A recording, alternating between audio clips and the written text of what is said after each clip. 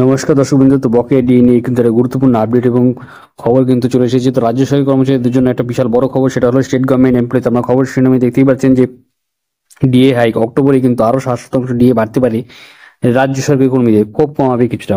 এখানে কি বলা হচ্ছে যে আপনাদের কিন্তু 4% ডিএ কিন্তু ঘোষণা করা ছিল কিছুদিন আগে, কিন্তু সেই ডিএ কিন্তু মোটা ঘোষণা রাজ্য সরকারি কর্মীরা এবং সংগ্রামী যৌথ মঞ্চের আহ্বায়ক ভাস্কর সহ আরো সরকারি যে কর্মী রয়েছে তারা কিন্তু মোটেও খুশি নয় এবং তারা ক্ষোভে রয়েছে যে মাত্র 4% দিয়ে এই দ্রব্যমূল্যের বাজারে কিন্তু সেটা কিছুই নয় এবং তাদের সঙ্গে কিন্তু মশকরা করা হচ্ছে। কারণ কেন্দ্রীয় সরকারি কর্মীরা কিন্তু বর্তমানে যে বিস্তর পরিমাণে ডিএ পাচ্ছেন, সেখানে রাজ্য সরকারি কর্মীরা খুবই কম পাচ্ছেন এবং কেন্দ্র সরকার থেকে রাজ্য সরকারে কিন্তু যে ডিএ ফারাকটা রয়েছে সেটা কিন্তু বিস্তর রয়েছে।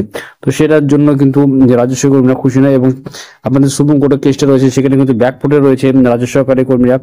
তো যেখানে এই শুনানির মাধ্যমে কিন্তু যে কোনো মুহূর্তে কিন্তু রাজ্য সরকাররা সেই কেসে হেরে যাবে।